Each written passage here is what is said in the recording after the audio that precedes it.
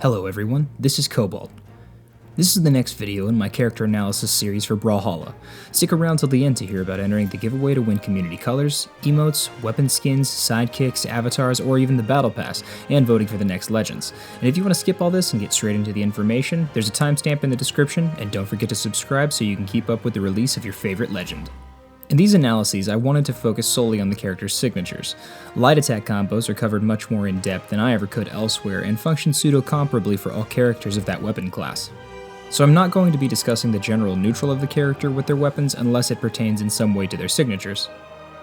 Firstly, I want to give clear descriptions of the terminology I'll be using. Startup frames are the amount of frames that happen after a move has begun until the first hitbox of the move becomes active. Active frames are the duration of frames that the move contains hitboxes that can collide with your opponent. FAF, or First Actionable Frame, is the first frame available where your character is able to move again after the move has been started. For all of this data, I use the character's jump to display the first actionable frame.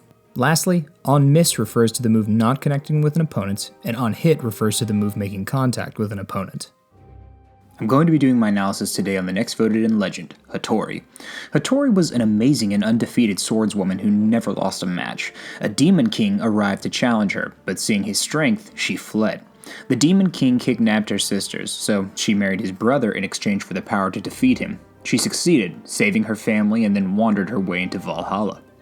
Hattori's weapons are sword and spear. She's seen a fair bit of competitive play in the time she's been in Brawlhalla, which is quite a while considering she's one of the earliest legends to be introduced to the game.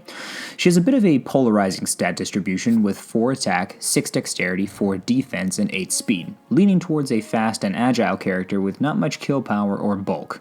So what is it that has made her see such good competitive results in spite of these weaker than average stats? Well, first I think her results have picked up recently due to Spear being more centralizing in the metagame, and I think that her SIGs probably have something to do with it as well. So, let's figure it out. Let's start with her sword. Sword side SIG has 17 frames of startup, active frames from 18 to 30 with an FAF of 52. It functions differently on miss than it does on hit. On hit, the move functions very differently with active frames at 18, 30, 33, 36, and 43 to 51 with a new FAF of 83. Hattori swings her sword in front of her with a spin. If it connects, Hattori swings her sword in the opposite direction and hits her opponent flying in the opposite direction with the finishing slash. The startup and FAF are slightly below average, so it's not bad. It has comparable coverage to downlight in terms of distance and hitboxes, but yielding slightly more range thanks to the slide from the move. It can clip opponents pretty well and even offer edge guarding capabilities by catching opponents peeking above the ledge or out of a neutral air dodge read after neutral light. Sword neutral SIG has 20 frames of startup, active frames from 21 to 31 with an FAF of 49. It functions the same on miss as it does on hit. Hattori jumps upward and swings her sword downward with a strong downward launch angle. The startup and FAF on it are pretty good, and it's probably her most common edgeguarding tactic from people online. It has good utility for catching jumping opponents and those recovering high. It's got pretty good frame data given its distance coverage and has really good knockback angles. Solid SIG in my opinion.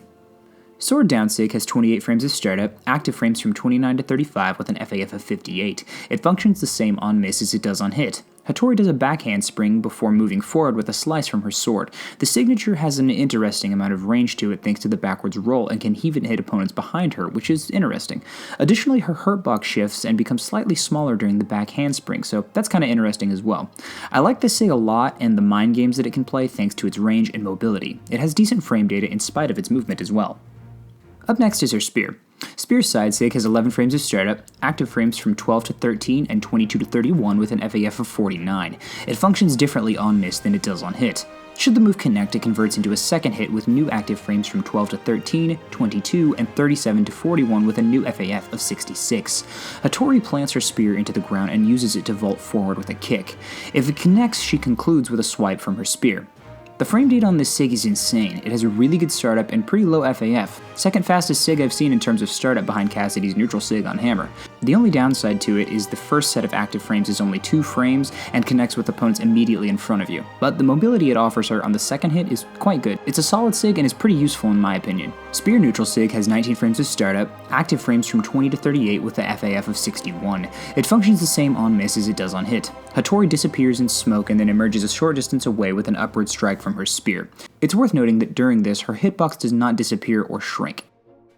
it just transfers laterally, so during the startup of this move she can still be hit out of it, you just can't see her character render. This SIG is a good burst option and has about average frame data. It catches jumping opponents and those recovering high pretty well with its upward reaching hitboxes. Spear down SIG has 13 frames of startup, active frames from 14 to 55 and 64 to 69 with an FAF of 101. It functions the same on miss as it does on hit. This move has the highest amount of FAF on her kit thanks to its lengthy animation. She summons smoke around her, swirling a moving hitbox in front of her and behind her before finishing with a forward strike. The SIG has deceptive reach behind her, but thanks to its lengthy duration, makes you a sitting target for a punish option if you miss it.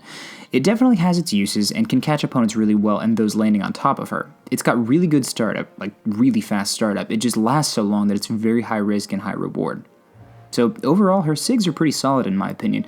Most of them have pretty good frame data, utility, and movement options that offer her a specific threat coverage. She's a solid character thanks to these. The threat coverage in front of her and above her that these SIGs offer her is very useful and can be utilized quite well. I hadn't expected to see her SIGs were phenomenal or anything, but after looking into them more, I honestly think that they're pretty good. I think that we'll definitely see more competitive play from her. For a long time, she wasn't considered incredibly competitively relevant, but all of that changed whenever Spear became more competitively relevant again, and Sword never really went out of the meta. She's a solid competitive pick and has some pretty cool skins as well, with the last Battle Pass skin being absolutely amazing. Today's code to put down in the comments is Blue Spirit, along with your Twitter handle or social media of your preference, and if you get that reference, I appreciate it. Also check out my Twitch channel. I'll be streaming 1v1 battles with viewers next week, and the channel will be linked in the description below. Tune in tomorrow for coverage on the highest voted legend from this week. Comment to vote for next week's 5 legends. I'll be continuing this once a day, Monday through Friday, over the next 10 weeks until all 50 legends are covered. So, thanks for joining me on this ride. Don't forget to subscribe so you don't miss the release of your favorite legend, and I hope to see you back for the next one. Once again, I'm Cobalt, and thanks for watching.